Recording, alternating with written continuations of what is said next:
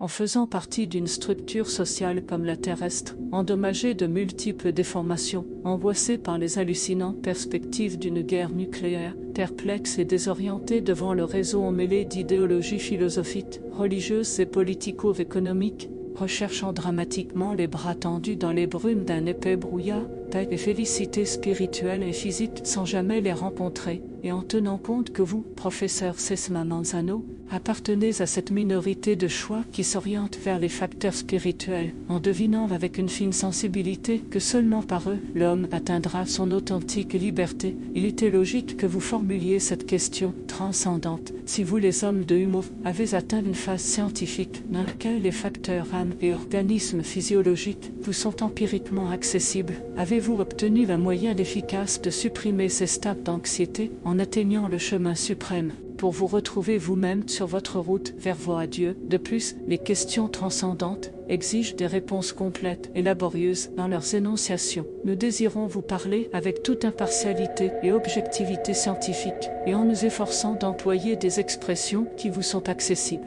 Nous demandons d'avance de nous excuser si au cours de notre exposé, nous devons intégrer des récits marginaux ou intercaler diverses déclarations. 500 d'un récit de fiction. La Terre traverse les années obscures du Moyen-Âge. Dans un endroit isolé, arrive un astronef en mission d'investigation. Les équipages viennent d'une planète imaginaire, appelons-la Delta, où le développement scientifique atteint un niveau identique à celui que vous vivez en 1966. Rapidement, les savants voyageurs entrent en contact avec des frères monastiques, véritables gardiens de la culture, astrologues, alchimistes et médecins ou physiciens, comme on les dénommait à cette époque, et d'autres sages de l'époque. Tout de suite leur est révélé le grand secret. Certaines affections dont ils ne connaissent pas l'étiologie, arthrite névralgique, ovarite, troubles du bras sympathique, peuvent se soigner par le moyen d'un traitement mystérieux appelé diathermie par ondes ultra courtes. Ils tentent d'expliquer les bases physiques d'un si merveilleux système. L'affirmation de l'existence des champs électromagnétiques est véritablement surprenante.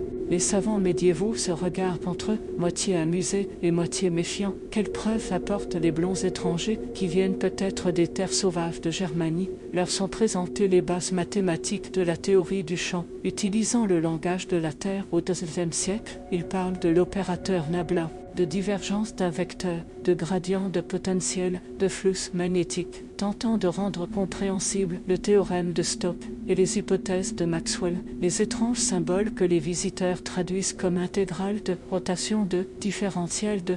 Impossible de digérer en quelques mois toute la base du calcul intégral et tensoriel, et, avec quelle formation, essayer de résoudre le système d'équations différentielles. Cependant, il propose une nouvelle solution. Tout cet ensemble compliqué de nombres et des signes cabalistiques peut n'être qu'une simple fiction, aussi ingénieuse qu'irréelle, inventée pour surprendre la bonne foi des érudits du Moyen-Âge. Si les étrangers ne sont pas des imposteurs, ne serait-il pas possible de construire sous leur direction cette ingénieuse machine? Ils ont parlé d'un oscillateur générateur de haute fréquence. Ils ont montré quelques bizarres peintures où l'on voit un panneau plein d'étranges manettes et des câbles qui s'entrelacent avec des disques mystérieux. Rapidement, on se met à l'œuvre. Il faut fabriquer des dispositifs nommés Val-Pentode, mais vous trouvez un métal rare nommé tungstène, et cet autre appelé thorium qui permettra de construire la cathode et le nickel nécessaires pour les grilles, ou trouver le verrier avec une grande expérience artisanale qui puisse fabriquer une ampoule de verre et ensuite y créer un vide poussé.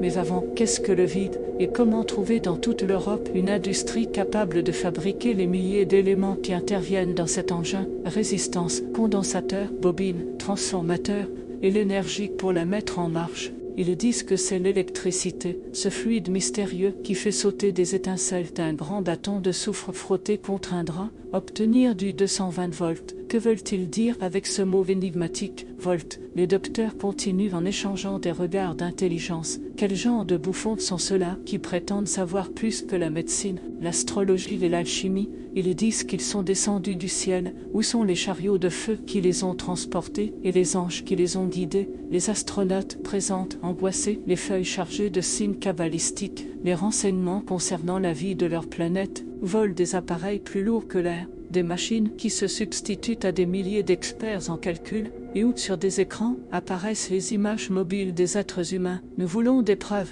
réclament hiératique les docteurs. Si vous dites posséder ce que vous appelez des appareils de diathermie, vous avez ici une enclume, un fourneau, une scie, une hache. Construisez-le avec ces pièces de bois et de cuivre. Paysans, artisans, soldats, la plèbe dans son ensemble assiste à la polémique. Quelqu'un demande, et on l'informe, des étrangers ensorcelés et fous qui assurent être descendus en se décrochant de ces luminaires pendus au plafond céleste. Brûlons-les et divertissons-nous. Maintenant surgissent des allègres bouffons et jongleurs qui assurent avec une grimace doctorale venir du soleil et de la lune. Plus personne ne fait attention aux pèlerins de l'espace. Il est indubitablement facile de comprendre la morale de cette fiction. Cependant, ces personnes qui acceptent intelligemment notre présence, et peut-être celle d'autres habitants galactiques, peuvent se sentir tentés de critiquer ouvertement les docteurs médiévaux de notre histoire.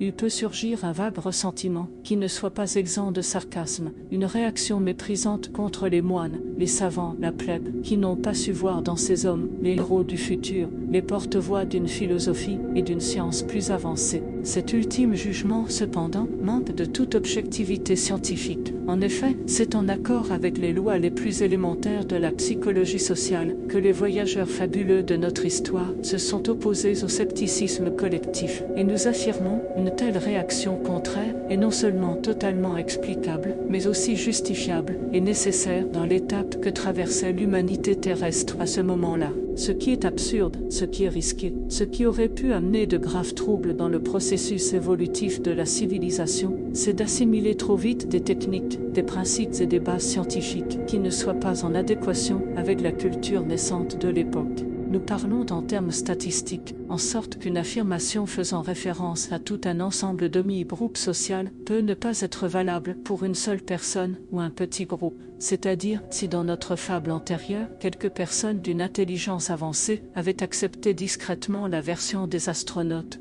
on ne pourrait pas non plus les accuser de transformer les lois psychologiques qui régulent l'évolution humaine. Mais si ces mêmes personnes tentent de forcer leur milieu social, en agissant au nom de la vérité scientifique, pour que soit accepté à contretemps un patrimoine culturel aussi avancé, elles commettraient la même erreur que si, au nom de la science, vous déposiez vous-même dans la main d'un enfant un récipient de nitroglycérine. Vous n'avez donc pas raison quand vous accusez les générations respectives de Galilée, Darwin ou Teilhard de Chardin, entre autres, ou dans notre cas, celle de Dino 8, fils de Dino 9, et de 456, fille de la 312, et de n'avoir pas compris leurs idées en avance, les répudiant et leur jetant l'anathème. Le groupe social, en agissant ainsi, se défendait inconsciemment d'un risque traumatisant pour son évolution, que suppose d'assimiler des techniques ou des idées qui devaient être placées en un point plus avancé sur la flèche du temps. Bien que dans des prochains rapports nous éclaircirons ces principes, nous pouvons vous donner un exemple vécu par vous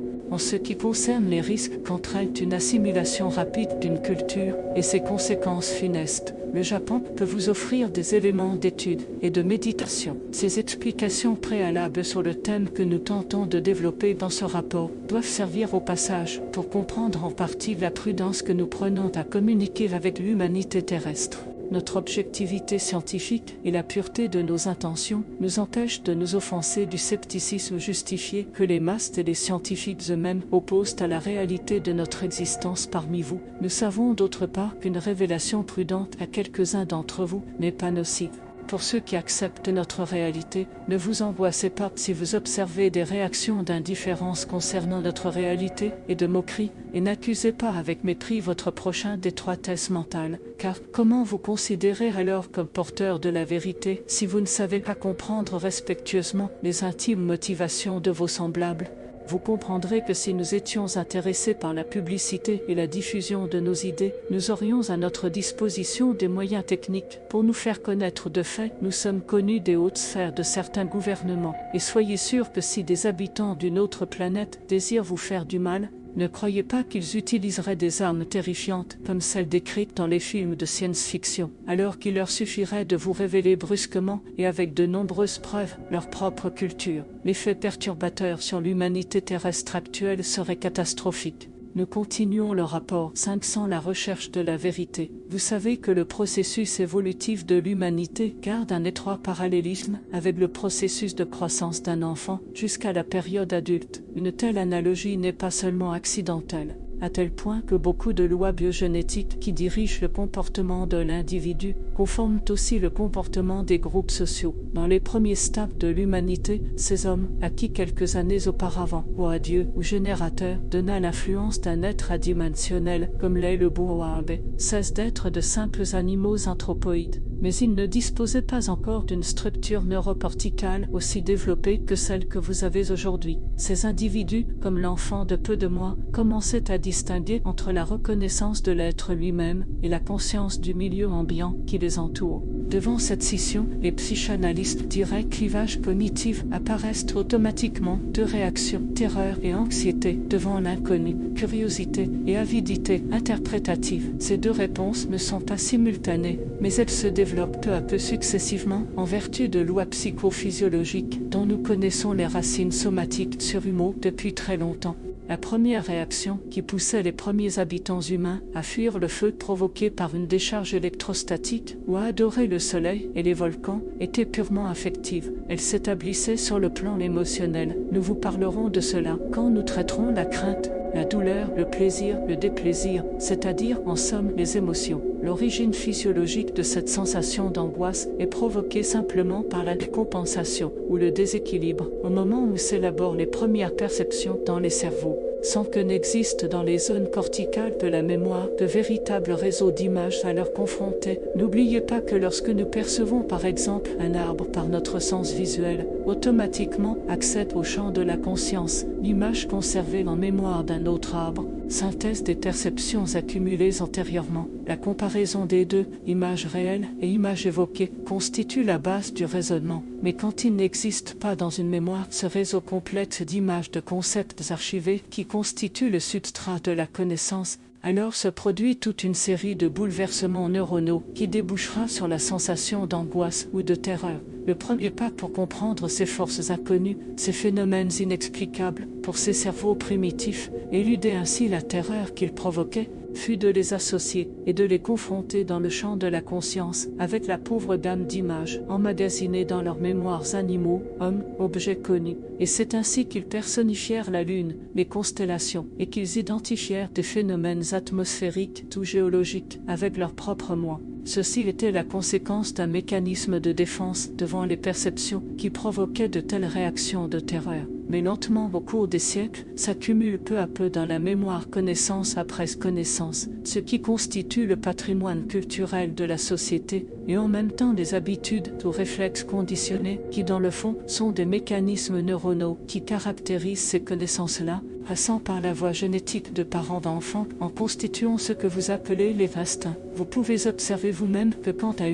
enfant naît de nos jours, sa constitution corticale est totalement différente de celle des premières populations de Humo ou de la Terre. Dans les couches les plus profondes de sa mémoire, boamis ou subconscient, existent déjà quelques connaissances qui, pour avoir été communes aux centaines de générations passées, sont restées fixées génétiquement dans les chromosomes sexuels des parents et se transmettent comme le reste de l'hérédité. Lui a aussi été légué, comme vous le savez, les réflexes conditionnés qui constituent à leur tour des réponses à tout autant d'autres connaissances, par exemple face à la reconnaissance ou perception du sein maternel. Le réflexe conditionné de la Sucho. Les hommes de nos générations ne sont donc pas comme leurs ancêtres, avec une mémoire consciente ou subconsciente, nue ou vierge d'images, à opposer ou confronter aux premières perceptions reçues. L'angoisse face à la méconnaissance s'atténue peu à peu et va aussi être substituée progressivement par la curiosité, la recherche de la vérité. Mais ce processus que vous vivez actuellement en période ascendante et nous en période descendante, la courbe adopte la forme suivante. Voyez le dessin Venn, Telling F2,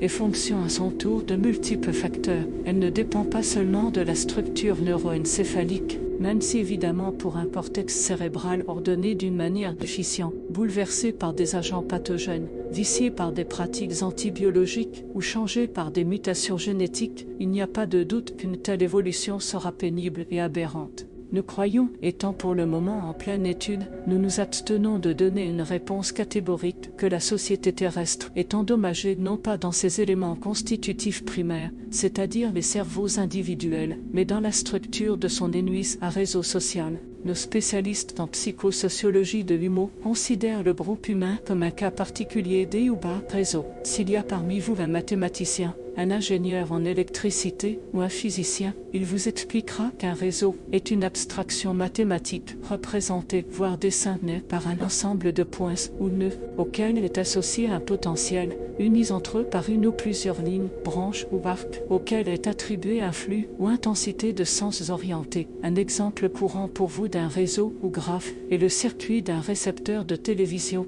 ou, plus compréhensible, les canalisations d'eau dans une ville. Les branches y seraient matérialisées par les tubes dans lesquels circulent des flux ou des débits de tant de litres par heure, et les nœuds par les embranchements correspondants, dont le potentiel associé ne serait autre que la pression de l'eau à ces points, dessins 3 et 4.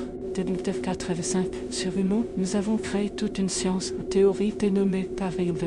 Les mathématiciens nous comprendront si nous leur indiquons que c'est équivalent à ce qui est appelé par vous théorie des ensembles. Sauf que les Yubava étudient le comportement des ensembles interrelationnés entre vos théories des réseaux et théories des ensembles modernes pour vous sont de simples sections de cette étude généralisée. Une société se comporte comme un réseau que l'on peut donc représenter graphiquement. Dessin 5. Dans celui-ci, les individus sont représentés par des nœuds et les divers types de relations qui les relient. Relations de consanguinité, de subordination mentale, de communication verbale ou télépathique, etc. par des arcs. Dans ce modèle mathématique de réseau si complexe, il faut dire que les élémentaires concepts de potentiel et de flux ont été remplacés par une grande gamme de paramètres psychométriques et sociométriques. Donc, avant le moment d'analyser plus soigneusement le problème, nous vous informons préalablement que la grande défaillance de la société sur la planète Terre repose sur la structure défectueuse des communications sociales. Dit d'une autre façon plus compréhensible pour les personnes qui ne sont pas versées en sociologie, le réseau social terrestre souffre les conséquences des relations spirituelles mal orientées entre ses membres et d'une véritable indigence dans les moyens de communication sociale qui empêchent ses membres de se comprendre et de s'identifier entre eux. C'est le milieu externe qui vous rend malheureux et non pas votre propre structure cérébrale.